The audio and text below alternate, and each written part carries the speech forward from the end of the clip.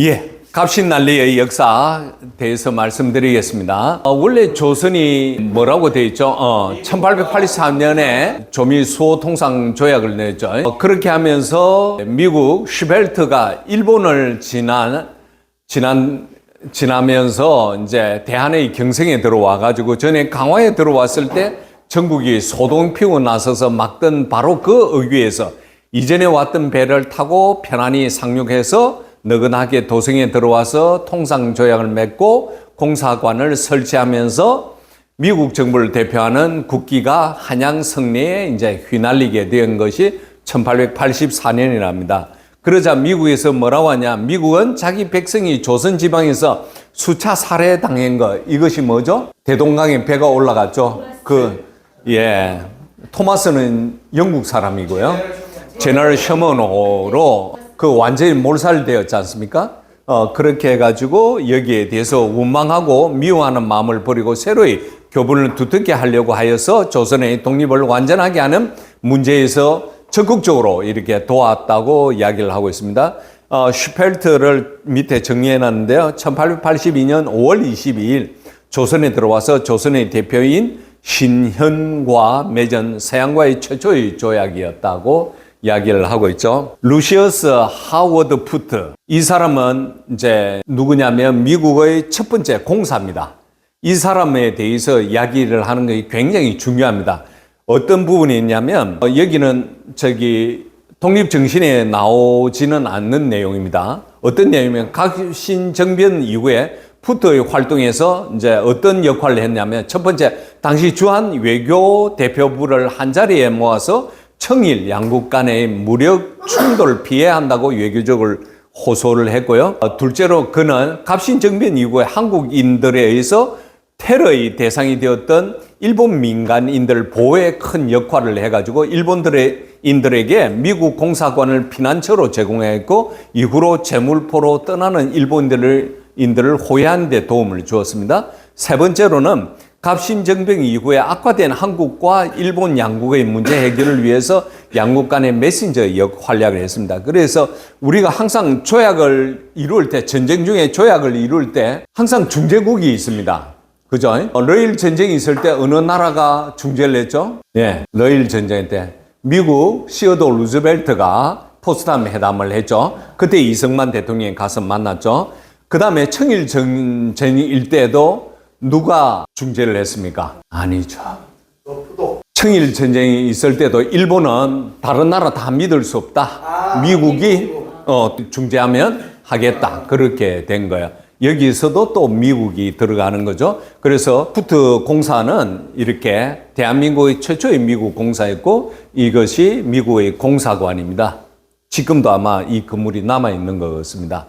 이렇게 조선 정부에서는 서양인들이 들어오면서 우리나라를 생으로 삼키려고 하는 줄만 알았다는 거죠. 그러면서 이제 모든 의심을 하루아침에 다 깨뜨리고 지금까지 교제를 유지하고 있는데 물론 그 중에서 탐심을 품고 한 혼단, 그러니까 하나의 그 혼란을 야기시키는 단서가 되는 그런 엿보는 나라도 있었다. 그것이 누구죠? 러시아겠죠. 아직까지 나라를 부지하고 있는 것은 다 조선과 교제하는 이 외국인들이 상호 견제하는 관계에 있었기 때문에 우리나라가 지금 그래도 힘이 약하고 있는 상황이지만 살아남았다 하는 것이죠.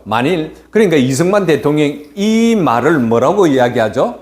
한 단어로 이야기하면요. 영어로 balance of power예요. 힘의 균형을 이승만은 이때 벌써 29살 때 알고 있었다는 거죠.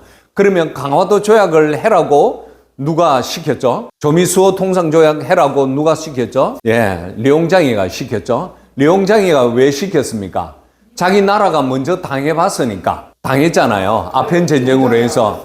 류용장이가 다 했어요. 강화도 조약 하려고 하니까 청나라에서 미리 언지를 주고가지고 조선한테 너희들 그냥 빨리 조약을 맺어라 이렇게 했어요. 일본이 청나라한테 먼저 이렇게 해도 되냐고 물으니까 류용장이 아니요. 그러니까 그 단계가 뭐냐면 앞서서 이제 빠진 내용들이 어떤 부분이냐면 일본이 이제 메이지 유신이 되고 난 뒤부터 어떤 상황이었냐면 이제 문호를 개방을 하면서 근대 국가로 가는 상황이었잖아요. 그러면 조선하고 제일 먼저 관계를 맺으려고 한 거죠. 그러면 조선과 관계를 맺으려고 하니까 조선에서는 아직도 쇄국 정책을 하고 있는 상황이죠. 그러면 이전에는 조선은 어떻게 무역을 했습니까? 일본하고. 임진왜란 당시에 이제 고걸 했죠. 스시마를 통해서만 무역을 하게 된 거예요. 그러면 스시마 징표를 가지고 와야만이 부산 외관에서 뭐 1년에 12척만 허가해 준다. 일본이 몇 사람만 허가한다. 이런 식으로 된 거죠. 그러니까 이제 메이지 유신이 되면서 스시마가 없어진 거잖아요. 이제 일본 전체적으로 통합이 돼가지고 현으로 된 거잖아요. 그래서 이제 일본의 정식 외교부를 통해서 이제 외교가 들어오게 되는 그런 과정에서 조선은 인정을 안 하는 거예요. 우리하고 300년 동안 지금 조약을 맺은 것이 임진왜란 이후에 스시마하고 우리가 외교를 맺고 그리고 우리가 준 그 문헌에 따라서만 당신네들이 들어와야 된다. 그러니까 당신네들 뭐 옷도 복장도 뭐 외국인처럼 해가지고 온 거 당신 나라는 군기가 문란해져 있다. 안 된다. 이렇게 해가지고 얼음장을 피운 거예요. 그래서 안 되니까 어떻게 했냐면 일본이 결국 그러면 어떻게 해야 되는가? 세 가지 안을 만들어요. 바로 조선을 칠 것인가? 조선을 치면 우리 경제적인 손실이 너무 많다. 우리도 지금 나라 이제 세운 상황에서 안 된다. 두 번째 어떻게 할 건가? 그러면 우리가 기다려야 될 것인가? 세 번째는 어떠냐면 우리 청나라하고 먼저 수교를 맺으면 조선이 속국이니까 그러면 우리가 청나라와 조약을 맺은 것을 보여줌으로 해서 우리가 조약을 맺을 수 있을 것이다. 이렇게 해가지고 먼저 1876년이니까 1869년도인가? 그쯤에 4년 전이쯤 될 거예요. 76년이니까 한 72년 3년쯤에 이제 청나라와 일본이 먼저 조약을 맺어요. 그러므로 해서 동양에서 최초로 이제 외교 관계를 맺게 되면서 청나라의 세력이 사라지게 되는 거죠. 이제 평등의 관계가 되는 거예요. 그렇게 해서 계속해서 또 동네를 통해서 계속 연락을 하니까 동네에 있는 그 대장이 어떻게 하냐. 정부에다가 알려줬는데 정부에서 답 안 오니까 20번이나 도망가고 막 그렇게 했는 거예요. 그렇게 해가지고 또 물어보니까 하나 부사가 와가지고 어떻게 해야 되느냐 하니까 도저히 안 된다. 우리나라는 너희들과 관계를 맺는데 아마 수십 년이 걸릴 거다. 이러니까 이제 하나 부사가 돌아가가지고 이 상황들을 발표하면서 이제 일본에서 정한론을 하게 되는 거예요. 그러면서 정한론을 하는데 이제 여러 가지 안을 가지고 하는데 결국 이제 정한론을 포기하고 한국과 계속해서 외교 관계를 맺는 쪽으로 가자.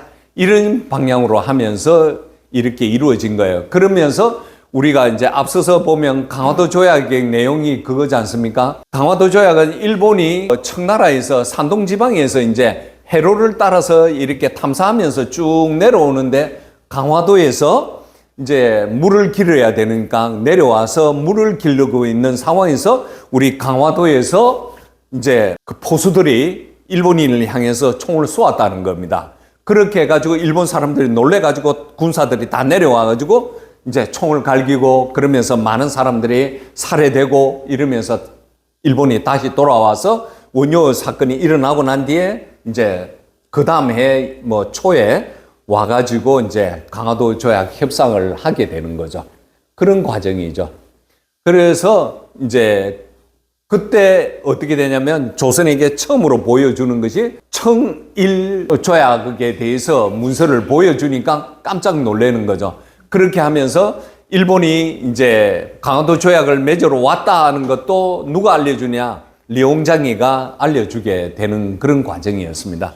그렇게 함으로 해서 이제 이렇게 쭉쭉쭉쭉 82년도에 이제 조미수호 통상조약까지 이루게 된 거죠.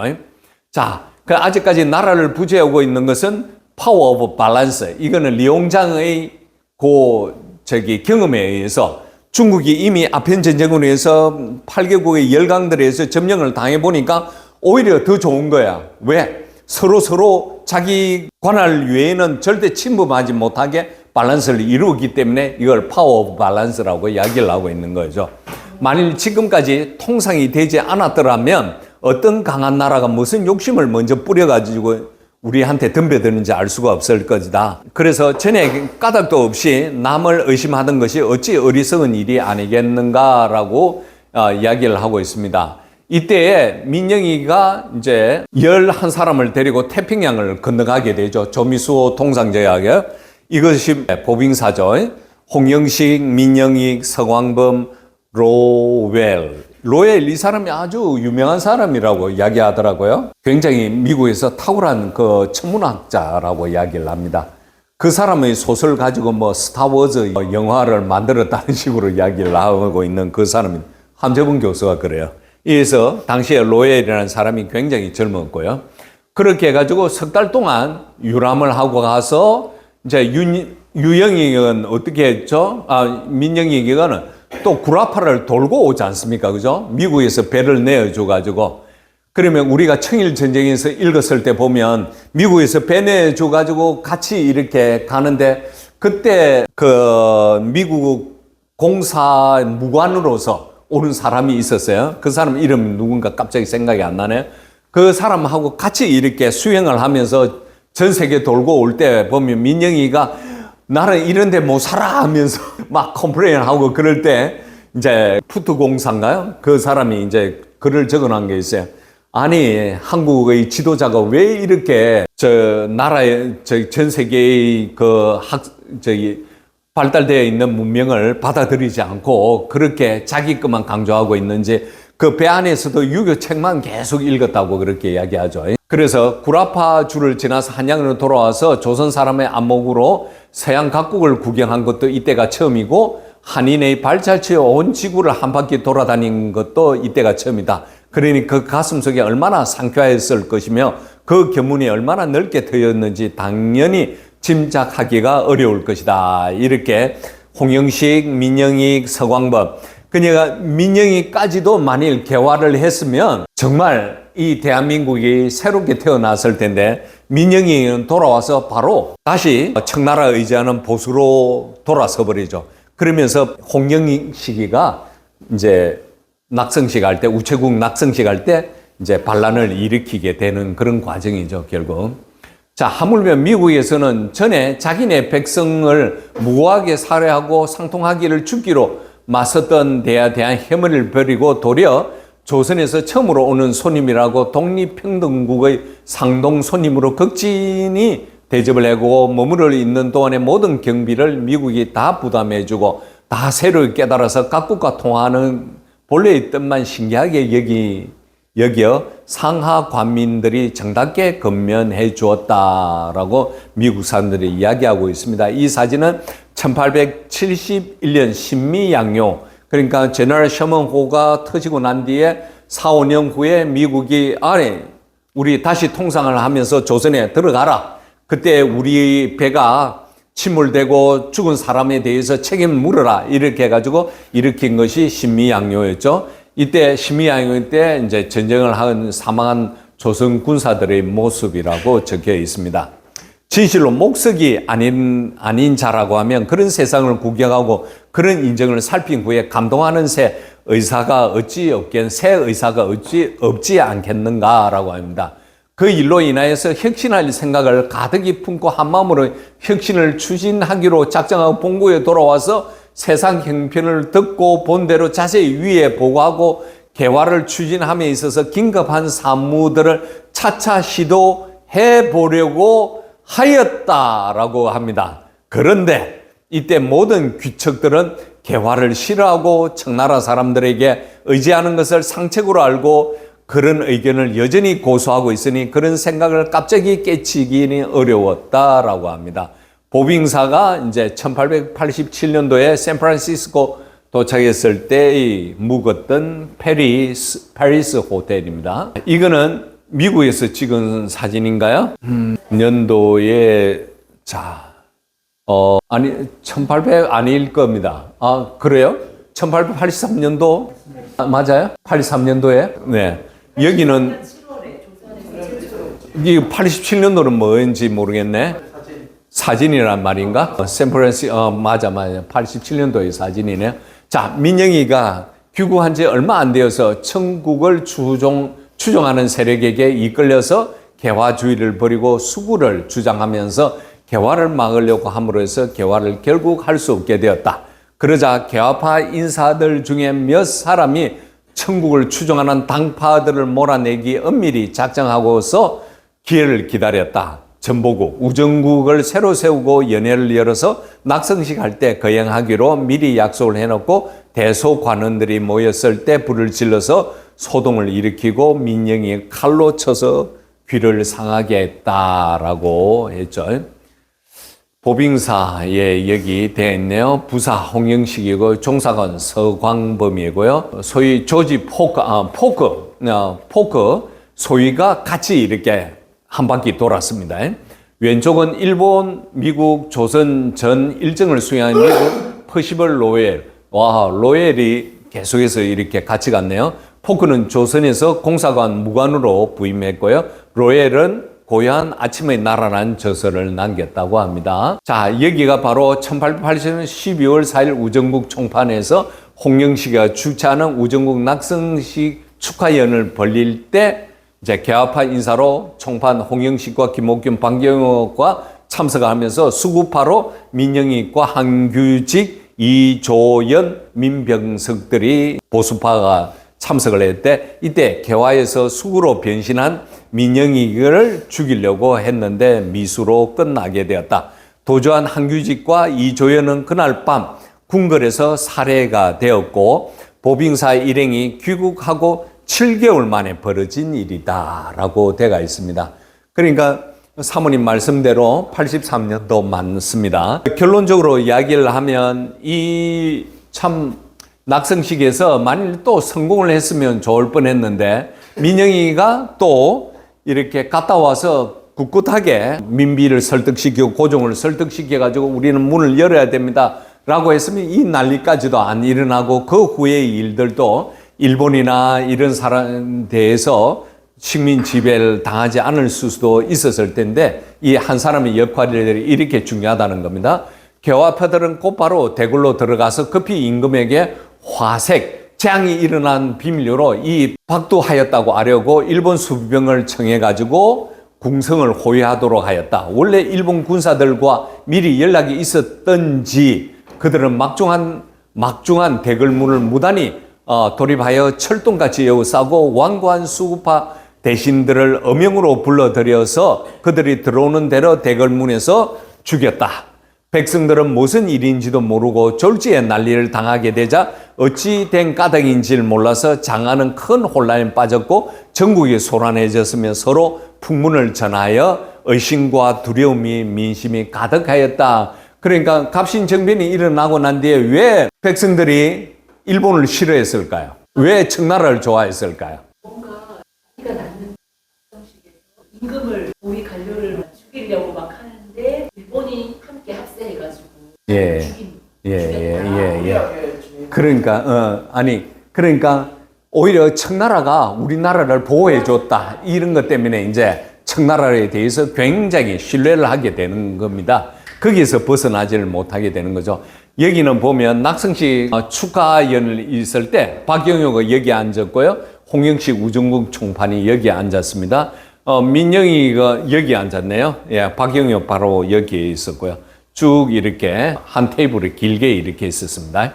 개업파들의 압력에 굴복하여 정치와 풍속을 바꾸려고 변혁에 힘쓰겠다는 고종 황제의 칙교를 내려서 그것을 막 반포하려고 할 즈음에 완고한 수구파들은 원식에 이 소식을 전해가지고 청군군사 3,000명을 거느리고 궁궐을 외워 싸서 이제 싸우게 되었다는 것입니다. 자, 여기 그래도 노란 줄로 친 거를 한번 읽어볼게요. 궁궐 동향 파악은 보빙사 수행원 변수가 담당을 했고요. 서광범은 우정국 바깥에서 대기했고요.